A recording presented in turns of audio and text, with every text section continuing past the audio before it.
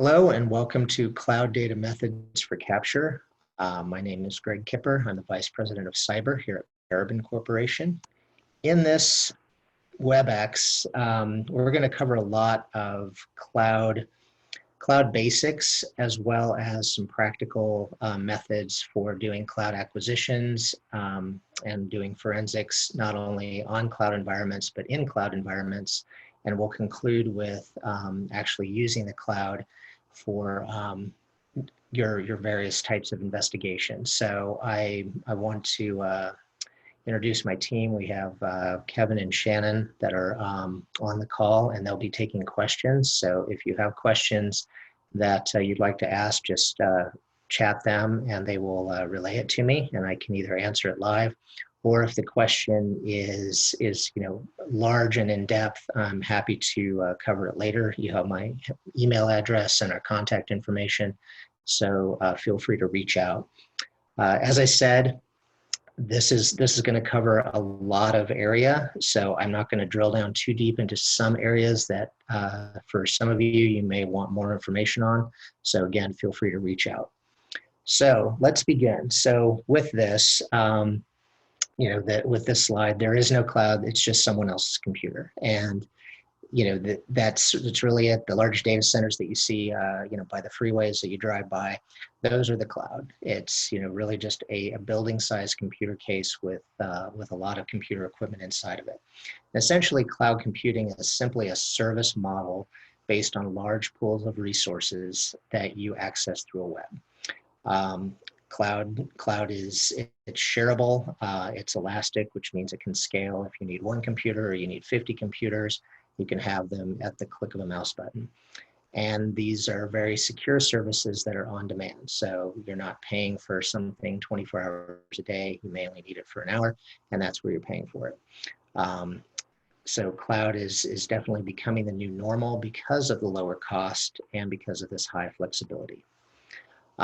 One other thing to know about the cloud is that because it is a service and you're paying another company for that service, it uses what's called the shared security model.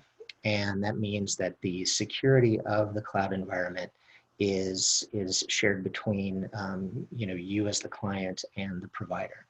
So cloud providers are responsible for security of the cloud. This means the data center itself, the equipment that's running, and the overall operating environment that they are essentially renting to you.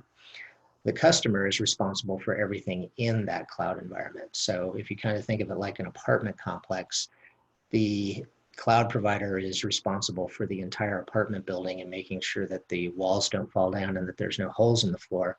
But you're responsible for your individual apartment and everything that you do inside of it. So you have to make sure that furniture is not broken and things like that. Or if it is, then that's your choice. But it's not the responsibility of the actual apartment owner. So kind of a way to compare it.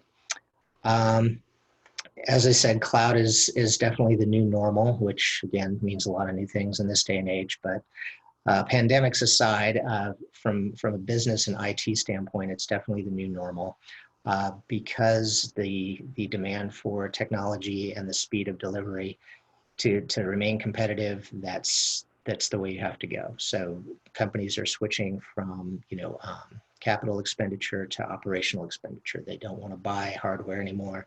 They would just rather have it as a service. So and the other advantages with the massive data sets that are out and available and being generated, the cloud is really the best practical choice for that. And a bit of trivia, all of Netflix and their almost, I believe, 2 petabytes of video content is actually hosted on Amazon Web Services. So, with that, talking about, the vast amounts of data, the cloud, initially about 10 years ago when it really started to kind of come out as a viable service, but not a lot of adopters. The cloud first changed the fundamental nature by which data was stored, whereas before it used to be in lots of disparate locations. Now it was very centralized. Then over time, rather quickly, it changed how computing was being sold. Now it's, you need this service or this type of network or this encryption or this much storage. but not the whole thing. And kind of another bit of information, Microsoft is a perfect example of switching their business model from a company that used to be about selling licenses of software to now they just want to sell cloud, subscriptions. And, the proof is they're giving away Windows for free, whereas before that was what they charged you for. And, for those of us that remember the dot-com era, that was what it was all about for Microsoft. Now it's, yeah, you can have Windows for free, just use our cloud services. So with that, digital forensics is also evolving as a result of the cloud environment. Traditionally, physical access is often a core component of conducting an investigation. Computer hard drives are seized and then they're imaged. Mobile phones are seized and then they're imaged. Cloud forensics, on the other hand, is very much a variant of network forensics, where everything has to be prepared and acquired over the network. But unlike traditional network forensic investigations, you will never have access to the actual physical data and data environment. So let's see. Just have some notes here, a couple of things that I want to make sure I tell you about everything as we go forward. One other key point, specifically with mobility, is as more and more data is being stored in the cloud and mobile devices are becoming more and more locked down, the cloud is also becoming a really great repository for really good forensic data, because it's got to go somewhere. Some of the legal issues with the cloud, again, going back to the shared responsibility model, any forensic investigation in a cloud environment always requires at least two entities, the cloud service provider and then the cloud customer. And points to keep in mind today for your investigation. Again, we could probably have an entire new webinar just on legal issues. But a big point to keep in mind is that in courts today, the methods and the procedures used to collect the data is often as important as the physical evidence itself. So some content issues, or some consent issues, excuse me. As we said, we need to receive permission for all areas of the cloud. So from the industrial cloud providers, this is the Amazons and the Microsofts, from business storage to, and this includes Dropbox and, and in some cases LinkedIn and Facebook, as well as other backup locations like personal iOS cloud, Android devices, as well as all the way down to the apps. All of these will require, certain consent. In many cases, depending on the context of your investigation, you will be able to get that. Where we're going to focus in this webinar, we're going to start, high level with the big players, talking about industrial cloud providers, and I use that as the big three. This is Amazon Web Services, Microsoft Azure, and Google Cloud. Then we'll talk about some more business storage functions with the cloud environments, specifically like Dropbox and Facebook and things like that. And then we'll get down to the personal level and personal cloud use. So with that, so with cloud acquisition and planning, my biggest and best piece of advice is first have a plan if something's going to happen. Sometimes you don't always get the case, but forethought is crucial when it comes to the cloud environment because, one, the environment does change so often. I believe another colleague at Microsoft one day told me, says, yeah, Azure creates 8 new cloud services every week. So the cloud that you're interacting with today will be very different in 6 months. It's simply because the amount of new things that are coming out and available. So keeping these kind of things in mind and knowing what your landscape is and what the environment you're going to be operating in and acquiring is important. So again, won't go too much into that, but I can't emphasize enough that having a plan is important. And then we move into determining what you want to collect and preserve. Procedurally, you will attach to the compromised cloud instance, and we'll go over that in some slides coming up. You'll create a snapshot of that instance. This is essentially your cloud forensic image, even though it's not a physical bitstream image, it is a logical image, but that still procedurally is correct. And then you'll create a, from that snapshot, you'll have that logical image, and then you can bring it into electronic evidence examiner for analysis. Again, we will go over some of that. So at the highest level, what you can collect with cloud artifacts. So, 4 key areas. Logs, disks, live information, and cloud metadata. And I've got a slide on each one of those. And for context, I'm going to use kind of insider threats and employee misconduct as kind of a use case background. Insider threat, whether malicious or accidental, still comprises the bulk of issues that happen in corporate environments today. As far as loss of data, somebody that's either actively maliciously moving data out, or someone that has been phished and isn't aware of it, but data is being exfiltrated out of the cloud environment to somewhere else. And then, following on that, employee misconduct, just, standard bad behavior that can also leave a lot of clues. So I'll use those as kind of my going back to points when I talk about these 4 items here. So with logs, in general, at the highest level, there's really 2 types. There's system generated and there's user generated. System generated are, activity and audit, data access, and network activity. User is account activity, down to the specific user of using a virtual machine in the cloud. And then, of course, any operating system interaction that they have. So, why does this matter? So this system activity can show when the suspect was active. Were there unusual times, or were they accessing from uncommon locations? If most of the office is in New York, why was this user accessing this site from Los Angeles? Any kind of data access, was this targeted accessing? Were they looking for sensitive financial files? Network activity, where was the data flowing? Was there unusual times? Was it happening at 2 in the morning? Was it going to an unusual location? Was it going to Russia or Geneva?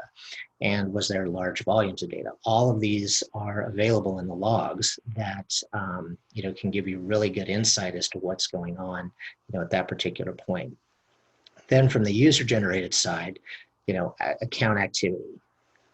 How that user is interacting. If it's a malicious insider, okay, that will reveal a lot about their user behavior, which can tell you a lot about your investigation. If it's not, let's say it's a phishing attack, perhaps there's activity that doesn't fall in line with what that employee normally does. And it says, okay, now we've got another actor in there that's creating problems. The logs will give you a lot of that information. And of course, with operating system, again, any other usual system behavior, data exfiltration, any kind of command and control type actions can be viewed in those logs. So logs are really helpful, and thankfully, because of the centralized nature of the cloud environments and the fact that it is a service, they can be pretty extensive.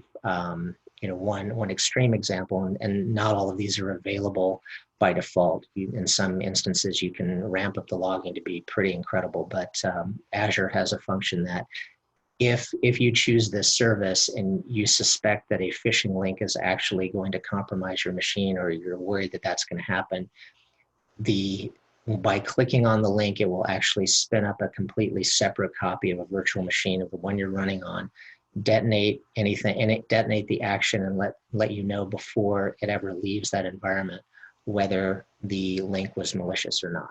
And it's completely transparent to the user. It takes a fraction of a second. And as far as the user is concerned, if everything's fine, they just proceed with the link. If it's a bad thing, it's stopped, and all of that is logged and proven. So it's getting down to that kind of level of logging and capability.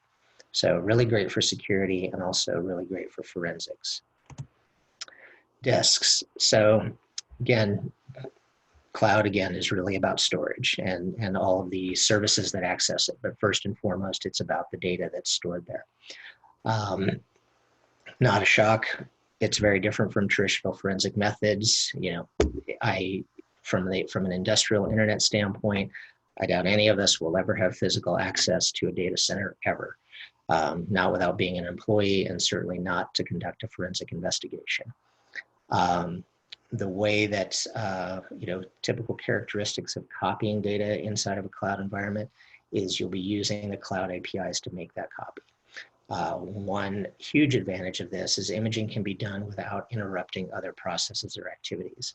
So a real good example and a real value point of this is, let's say, you can tell that a user is doing something wrong at that time, and you want to let that continue. There's a communication. The insider is talking to the person they're selling the data to, or whatever, and you really want to, wrap your arms around what's going on comprehensively. You can allow that to continue while monitoring it, of course, but you can also create an image without interrupting the process of the users going through. So there's no knowledge that, this is being copied and spun off.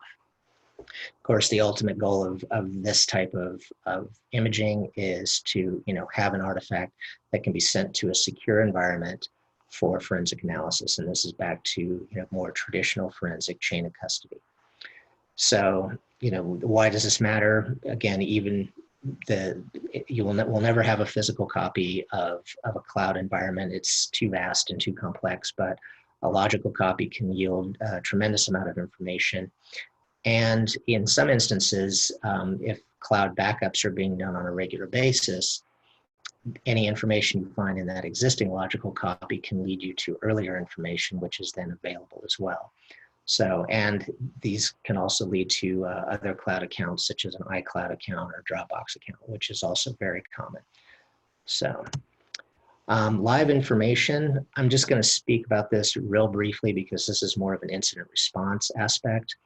There is a tool out there called GRR Rapid Response, very powerful, very, must be high skill level to really deploy it properly, because it truly gives you some amazing insight to the environment, and allows for fast and simple collection of literally hundreds of digital artifacts. This is really a situation if the use of this type of collection is really relevant if the intruder is still inside your system and you want to monitor and track that, or you're threat hunting. You want to really watch the flow and see, what methods and motives are being used. So if you have any additional questions on that, feel free to email me and I can share that with you. And then lastly, cloud metadata. And this is information about the cloud instance itself. The real value of cloud metadata is that it typically exists outside of the instance, so it can't be altered by the user. In conjunction with logs and disks and, and even live data, cloud metadata can be used to provide associations and context with other data. Primarily, it shows the relationships between the user, their cloud environment, and any other elements internal or external to the organization. So with that, so that's kind of the high level approach. Now we're going to talk about specifically the industrial cloud providers and kind of what it looks like to acquire data from them. So initially, so just as a background here, the services that create the logs in each of these organizations, Google uses what's called Stackdriver logging. AWS has a service called CloudWatch, and then Azure uses what they call Azure Logging and Azure Monitoring. Not terribly creative, but those are the names if you want to specifically go investigate those logging services and see what capabilities they have. But starting with the Google Cloud, in this example, we're going to use the G Suite, and this is the G Suite interface. And they have an option of what's called Google Takeout, and it's pretty straightforward. And you essentially create a download of everything that's viable in that account. So, pretty powerful, and usually takes a few hours to prepare, and then depending on the size of the volume, but pretty robust content, and something that if for those of you that have Gmail accounts or Google accounts, you can always do this for practice. This is the Amazon Web Services console. Again, just kind of a web interface with a list of everything that it can do. Again, depending on the case situation, oftentimes as the investigator, you'll have access to this. So with access to this console, you'll be able to see all of the instances, which are the virtual machines, and all of the settings and everything that's running. Additionally, from the logging standpoint, the logs are kind of consolidated down into the billing management dashboard, which shows what services they're using, which will also help in your investigation as to why. What are they doing? What's relevant? Are they using a lot of storing? Are they using a lot of compute power?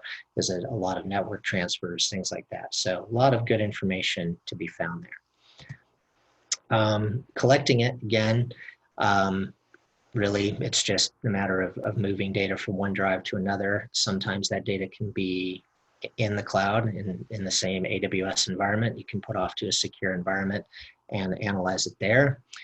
You can create a secure FTP and move it over the network locally. Sometimes that's not practical, depending on the volumes of data or bandwidth constraints.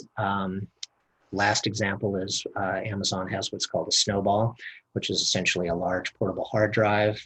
You can write the data directly to that. They attach it to their data center and they mail it to you anywhere in the world. So it's that's how you can get the data off of Amazon. Azure is very similar. Again, here's the main interface, just showing the accounts and all of the services. Again, with access to this, you can gain insight into what they're using. These are their metrics console showing their applications and security, infrastructure and network. Again, very similar to the Amazon Web Services as far as the logging and the processes. Again, collecting it, same thing. You can replicate it to another area of the Azure cloud, do a secure FTP and bring it locally, or you can use Azure's version of their data vault, which is a data box. Again, they'll connect it and ship it to you. With respect to cloud disks, it really comes, back to the planning. It's 3 basic steps. Identify the hosts and the relevant disks, and I'll show you a slide here in a second. It really is straightforward. It's simply, clicking on the appropriate data object, make a duplicate of them while online, and then ensure that those duplicates are isolated in a appropriately forensic storage repository for analysis. So quickly, analysis on cloud snapshots. This is the Microsoft Azure interface, and as you can see, the highlighted point there is a snapshot of a disk. So there's your logical forensic copy. Once that is taken, that's that live copy, so the user could be completely unaware, going about their actions normally.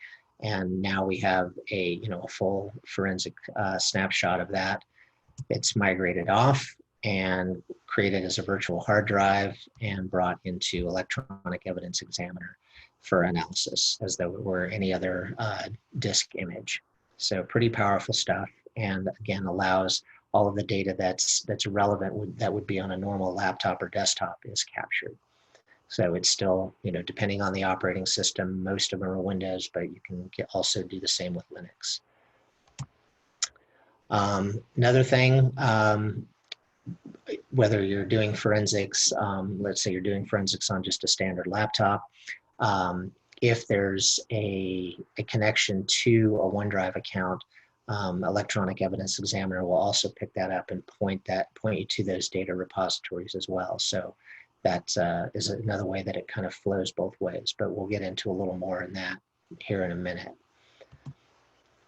So that kind of takes us from the highest level of, here's the industrial internet. Now we're going to break it down into, the lower category of business storage and services. So not all the vast services that Amazon and Microsoft and Google can offer, but now we're going to focus in on Office 365 and particularly email. So some of the forensic artifacts of Office 365. If it's a local machine that's accessing this environment, you're going to have the OST and the NST files stored there. And OST is the offline Outlook data file. This is the file that synchronizes with the Office 365 environment. So if you're checking your email and then you disconnect and take a plane flight, you still have a local copy of your email, and any changes are then synchronized. So a lot of valuable information can be gleaned from that.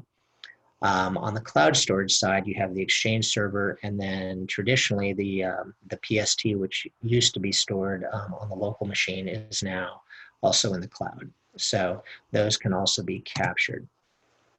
So quickly, screen capture of local machine collection. If you find it all the way under Outlook, these are typically under the same directory. And then as they are brought in, you process this as, as OST Native. E3 is very good at processing Microsoft email and bring it in its native format, so it prevents corruption and allows for easier conversion to or from other formats. And then the NST data file, this shows group affiliations inside of Outlook. This shows, there's calendars and any kind of group conversations that are a larger part of the kind of the Office 365 and Outlook environment, not just email by itself. So those are what those two files will give you. Now pulling Office 365 from the cloud, we'll go into that process, but a few things that you need to have. First, you need to have the credentials. Typically, this is not an obstacle. If it's a corporate investigation, again, they're the owners of they're the data custodians, they can grant you access. Obviously, access to the internet, since you're going to be reaching out to that cloud environment, and then you'll be logging into MS Azure, which we will show here in a moment. Additionally, if you want a lot more detail on the very specific processes of each of these, have a look at our YouTube channel, Paraben Forensics. We have a large number that large number of videos that show how this process is done and how you can easily do it. But for this point, we'll do some quick screen captures. So in general, you log into Microsoft Azure, you do a few configurations that you essentially register the Electronic Evidence Examiner application with Microsoft Azure. Again, as said, the cloud is simply web services that are interacted through the web. This is one of the APIs that you interact with.